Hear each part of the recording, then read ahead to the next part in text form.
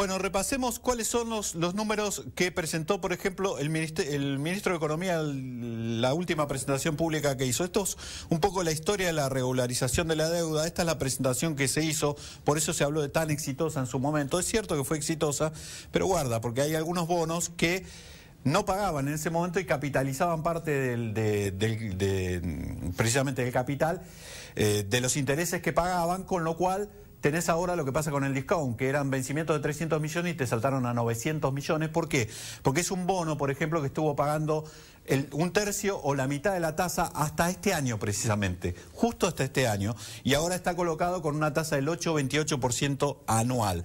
Y acá los números que presentó después en los gráficos el ministro, un tanto capciosos, porque lo mostraba todavía cuando la economía estaba en alza, claramente ahora está en recesión, y además, obviamente en esos gráficos no aparecía toda la deuda que apareció de abajo de la alfombra últimamente, que es la forma en que se terminó negociando acuerdos con el CIADI, hay otros que están impagos, es decir, esto no está computado en las cifras de deuda que ellos mismos presentaron. Y todavía te queda el litigio que con los bonistas que no entraron al canje. Miguel, bienvenido. Gracias, ¿qué tal? ¿Tuviste oportunidad de escuchar a los funcionarios cuando fueron a exponer? Sí. ¿Cuál es tu sensación? Primero, la exposición fue no mucho más que lo que había dicho el día anterior Kicillof por televisión. Así es que desde ese punto de vista, la verdad es que me parece que no fueron con la intención de transmitirle al Congreso cuál era la idea del Poder Ejecutivo. Por lo menos en profundidad esto no se hizo. Pero además me preocupa porque me quedé con la sensación de que a lo mejor no existe realmente una estrategia elaborada para hacer frente a este problema. A mí me parece que el gobierno está improvisando demasiado con este tema. Me parece que está cayendo en el mismo error. Bueno, eso explicaría los pasos de las últimas horas cuando se habló de un canje local o se amenazó con un canje local, que ya lo habían hecho hace 8 o 9 meses, y después ahora vuelven y dicen, bueno, no, por ahí no pago por lo que explicábamos antes. Por ahí, cuidado que no voy a pagar para no incumplir la orden judicial de tratarlos a todos igualmente. Claro, el propio ministro en esa reunión manifestó que esa era una posibilidad, la de pagar en Buenos Aires. Y la verdad es que nosotros le advertimos que esto era justamente contrariar el fallo.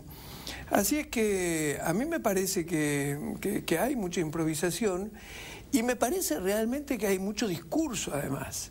Y que este discurso no es lo mejor, porque me da la impresión de que con el discurso lo que se busca es instalar en la sociedad de que hay todo un planteo épico, una lucha, digamos, en defensa de los intereses nacionales, y en realidad lo que hay que hacer es resolver el problema.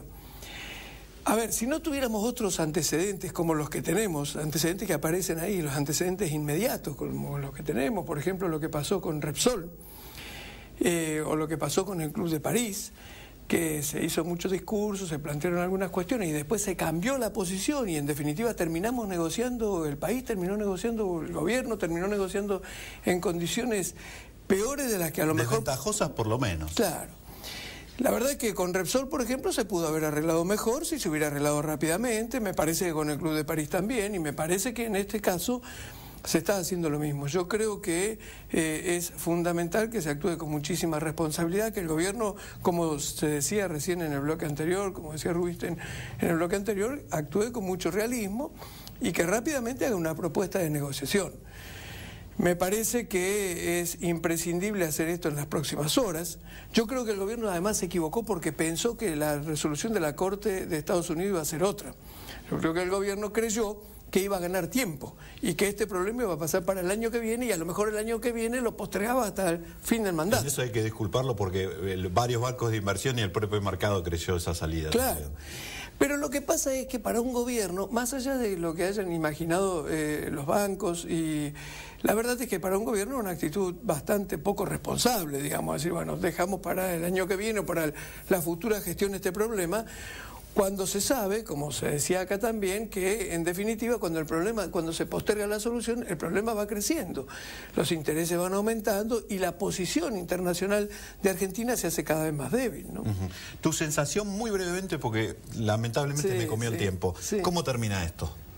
Bueno, no, yo creo que va a terminar parecido a como terminó Repsol y el Club de París. Yo creo que en definitiva el gobierno va a tener que asumir la responsabilidad de negociar, que creo que es lo que tiene que hacer. Creo que probablemente terminen negociando en inferioridad de condiciones o en condiciones peores a las que hubieran logrado hace algún tiempito. Y bueno, y tendremos que pagar más. Yo creo que esto termina en una negociación y vamos a tener que pagar con bonos. Es la épica, digamos, con un discurso muy épico, pero rindiéndonos, digamos, una vez más. Claro. Lamentable, pero bueno, lo cierto es que claramente la economía necesita quitar estas trabas como seguro. Para tener un horizonte de sustentabilidad seguro. En el tiempo, que es lo que necesitamos para tener una sociedad más integrada. Miguel, mil disculpas porque se nos comió el tiempo. A ustedes tenemos una cita en la próxima...